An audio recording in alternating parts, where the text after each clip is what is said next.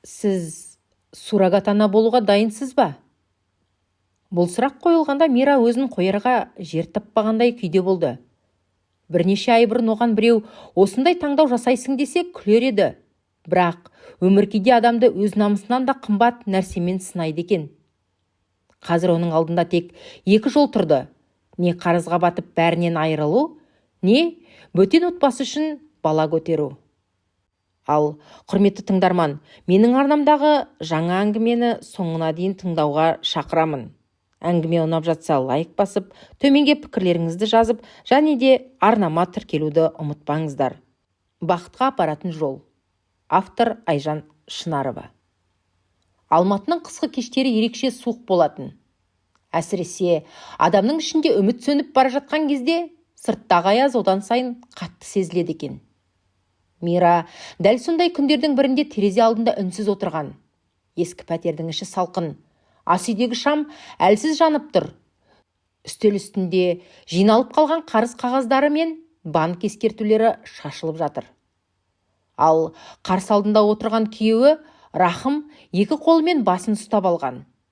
Бұрын арманы көп, өзіне сенімді жігіт еді. Кәсіп ашамыз, жақсы өмір сүреміз деп Мираны талай үміттендірген. Бірақ сол арманның соңы қарызға, қорлыққа, қорқынышқа айналғанын екеуі де кеш түсінді. Олар бүгін тағы келді, деді Рахым ауыр күрсініп. Мира үндемеді. Ақшаны осы аптада бермесек, үйді тартып алады. Оның даусында қорқып тұрғаны сезіледі. Мира Рахымға қарай алар емес. Сондықтан көзін төмен түсіріп, бір нүктеге қарап отыр. Соңғы айларда олар адам сияқты өмір сүруден қалған. Телефон шырылдаса қорқады. Есік қағылса жүрегі тоқтап қала жаздайды. Бір кезде Рахым жай ғана «Кешірші мені», деді. Мира көз жасын білдіргісі келмей теріс бұрылды. Сол түні ұйықтай алмады. Таң ата бере ас үйге шай ішуге шыққанда үстел үстіндегі газетті көзі шалып қалды. Газеттің бір ұшында кішкентай ғана хабарландыру тұр. Суррогат ана ізделеді. Жоғары төлем, барлық медициналық бақылауы қамтамасыз етіледі. Мира ұзақ қарап жүрегі дүрсілдеп кетті. Алғашында ол газетті жауып тастады. Бірақ бірнеше минуттан кейін қайта ашты. Өйткені басқа малы қалмаған еді. Бір аптадан кейін Мира барлық анализдерін тапсырып шықты. Дәрігерлер оның денсаулығында еш кінәрат жоғын айтты. Сол күні оған жолдама мен қала шетіндегі үлкен үйдің мекен жайын берді. Кешке қарай такси биік қақпаның алдына тоқтағанда Мира өзін бөтен әлемге келгендей сезінді. Зәулім сарайда үйдің ауласы олардың бүкіл пәтерінен үлкен еді. Қар тап-таза етіп күрелген, айнала тып-тыныш. Қақпа ашылғанда Мираның жүрегі одан сайын қысылып кетті. Сырттан қара костюм киген қызметкер қарсы алып үй ішіне кіргізді. Ішке енген сәтте Мира еріксіз айналасына қарады. Биік төбе, алтын түстес шамдар, мәрмәр еден. Мұндай байлықты ол бұрын тек кинодан көретін. Үйдің қонақ бөлмесінде оны орта жастағы, қабағы қатулы ер адам күтіп отыр екен. Бұл Алмат мырза болатын. Ол асықпай орнынан тұрып, Мираға көз жүгіртті. Отырыңыз. Мира қобалжып барып диванның шетіне отырды. Алмат мырза үстел үстіндегі құжаттарды қолына алды. Сіздің жағдайыңызды білеміз. Күйеуіңіздің қарызы аз емес екен. Мира ұялғанынан басын көтере алмады. Біз сізге өміріңіздегі барлық қарызды жабуға кепілдік береміз. Бірақ келісім шарт қатаң, деді ол сабырлы үнмен. Мира үнсіз тыңдап отыр. Ең алдымен біздің үйге көшесіз. Біздің ережелерімізбен өмір сүресіз. Дәрігерлердің бақылауында боласыз. Біздің басты мақсатымыз дені сау бала. Бұл сөздердің артында оның бүткіл тағдыры тұрғандай еді. Мира ернін әрең жыбырлатып, мен түсінемін, Алмат мырза. Мен бұған тек амалсыздан келісіп отырмын, деді.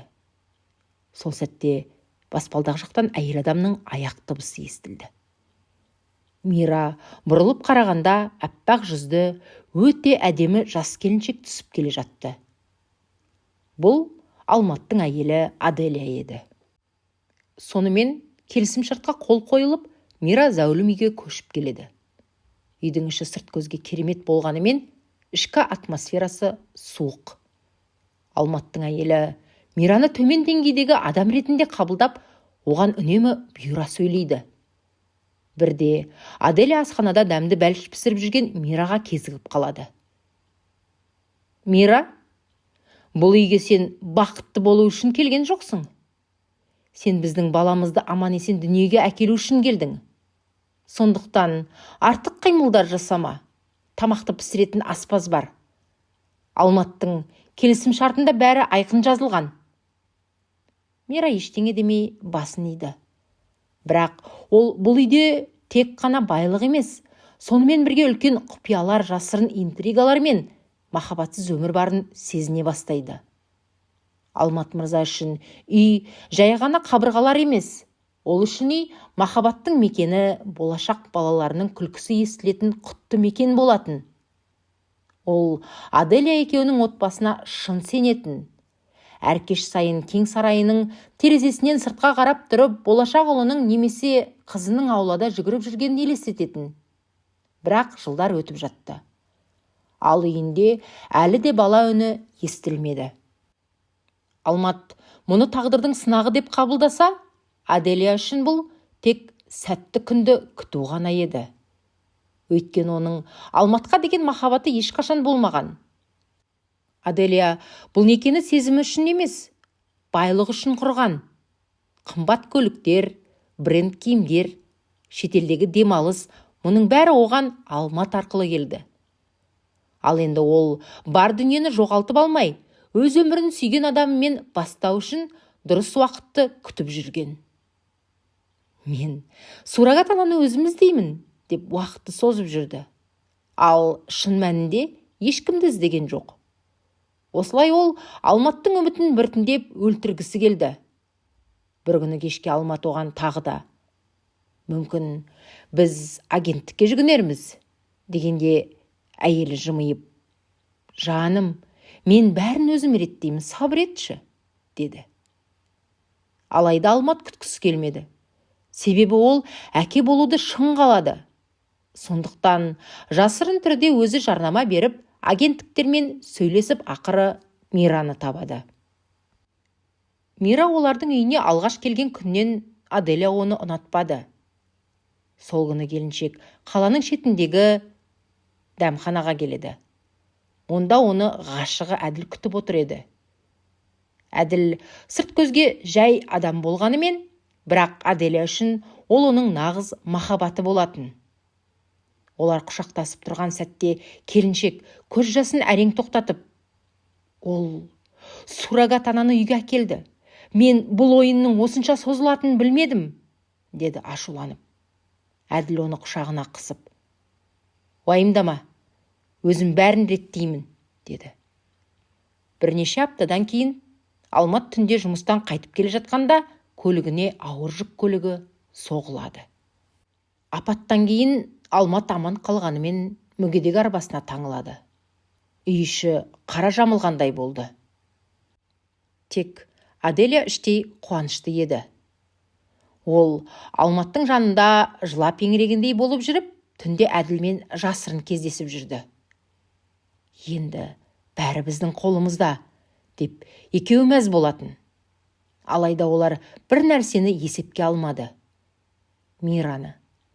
Алғашында Мира бұл үйде тек суррогат ана ретінде жүрмін деп ойлаған. Бірақ уақыт өте келе біртүрлі нәрселерді байқай бастады. Келіншек күйеуінің дәрілерін ешкімге бергізбейтін. Күн сайын дәріні өзі әкеледі. Бір күні Мира байқамай ас үйде бос бөтелкесі қалып қойған дәрінің сыртын оқып, күдіктеніп қалады. Кейін дәрігер жазып берген препараттармен салыстырғанда бөтелкедегі дәрінің басқа екенін түсінеді. Ал тағы бір күні түнде су ішуге түскенде Аделияның кабинеттен құжаттарды алып шығып, сыртта күтіп тұрған бірер адамға беріп жатқанын көреді. Сол сәтте Мираның бойын қорқыныш билейді. бұл үйде бір нәрсе дұрыс емес. Ештеңеге басын ауыртпайын дегенімен адами тұрғыда Алматқа жаны ашитын. Сосын Алмат мырзамен ойда жоқта бірдеңе болса, Рахымның қарызы жабылмай қалады. Олар қайтадан қылмыстық адамдардың қолына түседі. Бір күні Аделя қалаға кеткенде Мира Алматтың бөлмесіне кіреді. Мырза терезеге қарап үнсіз отыр екен. Бұрынғы мықты ер адамнан тек шаршаған көздері ғана қалғандай. Мира біраз үнсіз тұрып: сізді ешкім емдеп жатқан жоқ, деді ақырын. Алмат бұрылып қарап: не дейсің? Сізді біртіндеп өлтіріп жатыр. Бөлме іші тып-тыныш болып кетті. Мен олардың не істеп жүргенін білемін. Алғашында Алмат сенбеді. Өйткені ол әйелін тым қатты жақсы көретін.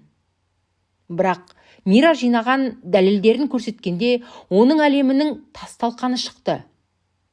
Сүйген адамының қандай нақты адам екенін білгені ол үшін ауыр соққы болды. Өйткені ол өмір бойы шынайы отбасы деп сенген дүниенің бәрі жалған болып шыққан еді. Терезеден Алматының кешкі сәулесі түсіп тұрса да, Алматтың кабинетінің іші салқын болып тұрғандай.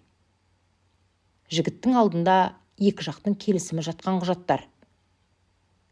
Аделя кабинетке кіргенде оның жүзінде әдеттегідей немқұрайлылық бар еді.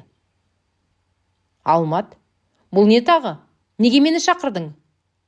Деді ол мұрнын шүйіріп.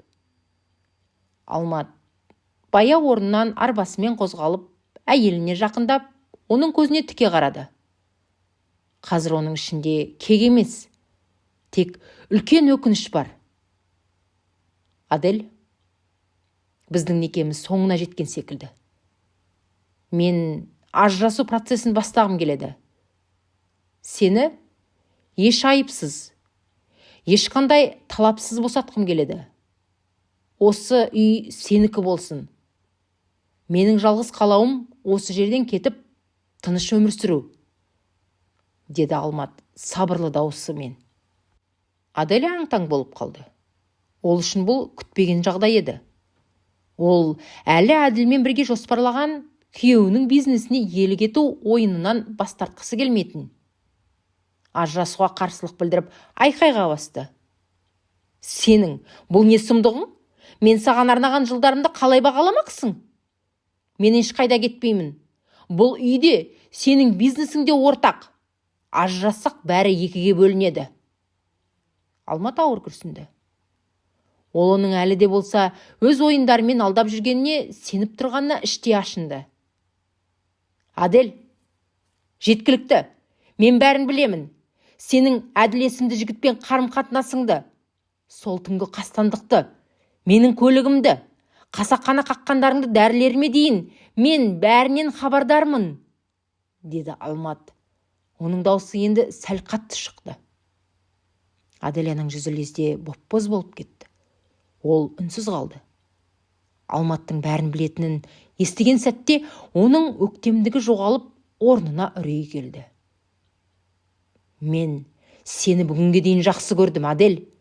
Сондықтан бәрін білсем де, саған ешқандай айып тақпай-ақ, ешкімді сотқа бермей-ақ, жай ғана өз жолыңмен кетуіңе мүмкіндік бергім келген еді. Мен сені кешіруге тырыстым. Бірақ сенің бұл тойымсыздығың менің саған деген соңғы сыйластығымды жойғалы тұр. Аделяның аузына сөз түспеді. Ол өз қақпанына өзі түскенін түсінді. Алмат үстелдегі қағазды сырғытып оның алдына қойды. Енді шешім өзіңде. Не осы қағазға қол қойып кетесің, немесе полиция мен заң алдында барлық істеген қылмыстарыңа жауап бересіңдер. Таңдау жаса, Адель. Дәл сол сәтте Алмат өз үйінде Аделяның бетпердесін сыпырып жатқанда Мира Алматтан бүгін үйге барып келуге бола ма деп рұқсат сұраған еді. Себебі соңғы кездері күйеуі әрдайым жұмыстамын деп хабарласуын сиреткен.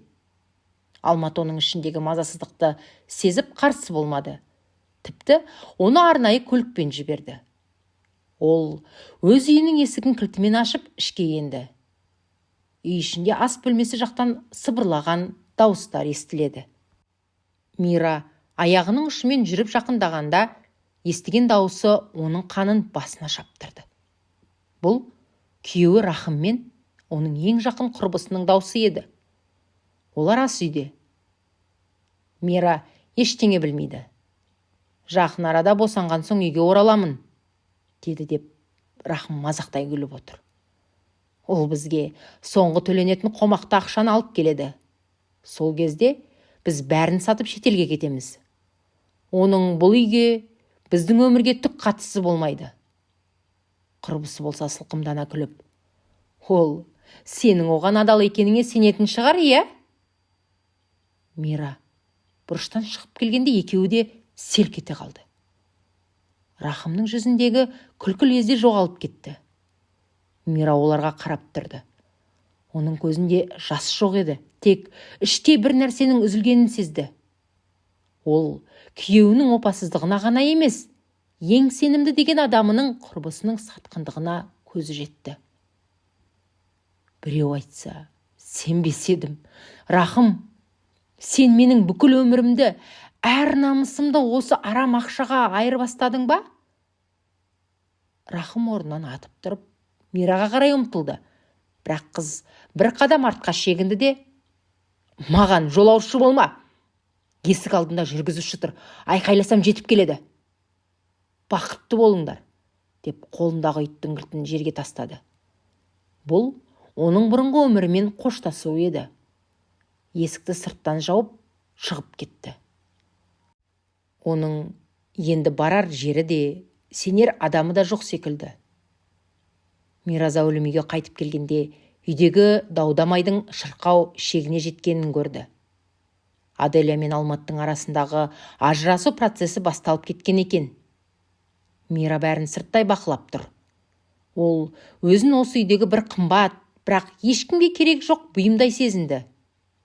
Мен кіммін? Жай ғана келісімшарттағы суррогат ана. Енді Алмат пен Аделя ажырасқан соң бұл баланың да, менің де тағдырым не болады? Деп ойлады Мира, ішіндегі сәбиін бауырына басып. Ол өзін ешкімге керек емес, жалғыз әрі қорғансыз сезінді. Заттарын жинап, ешкімге тіс жармастан үйден шығып кетпек болды. Алайда есік алдында Алматқа кезікті. Алмат оның көзіндегі мұңды бірден байқады. Мира, тоқта, сен қайда бара жатырсың? Бұл жерге енді менің керегім жоқ, Алмат мырза. Енді мына ішімдегі бейкүнә сәбидің тағдыры не болмақ? Деді Мира жыламсырап. Сосын үйінде де болған жағдайды айтып берді. Алмат ұзақ үндемеді. Ол ажырасудың күйзелісін бастан кешіріп жатса да, баласының тағдырына алаңдаулы еді. Сен бұлай кете алмайсың. Мен сені қауіпсіз жерге, басқа үйге көшіремін. Ол жақта сені ешкім мазаламайды. Бұл сенің және баламның амандығы үшін қажет, деп бір сөзбен болып жатқан жағдайдың нүктесін қойды. Көп ұзамай Мира Алмат дайындаған қаланың шетіндегі тыныш әрі жайлы үйге көшті. Алмат онымен бірге тұрған жоқ, тек оның қауіпсіздігі мен денсаулығын күнделікті қадағалап тұратын. Олар жиі кездеседі.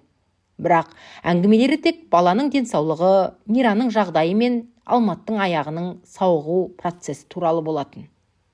Алмат Мираның жанында өзін жайлы сезінсе, ал Мира Алматтың қасында өзін қорғалғандай сезінетінін ұғынды. Арада айлар өтті.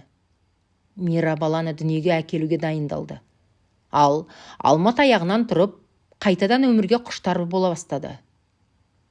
Бір кешкі мезгілде олар террасада отырғанда Алматтың Мираның қолынан ұстағаны, оның көзіне тереңірек қарағаны олардың жүрегіндегі мұздың ерігенін білдірді. Біз екеумізде көп нәрсені жоғалттық, Мира, деді Алмат жай ғана. Алайда бәлкім біз осы жерден бақытымызды табармыз. Осылай, екі жартының бір-біріне деген сезімі ояна бастады.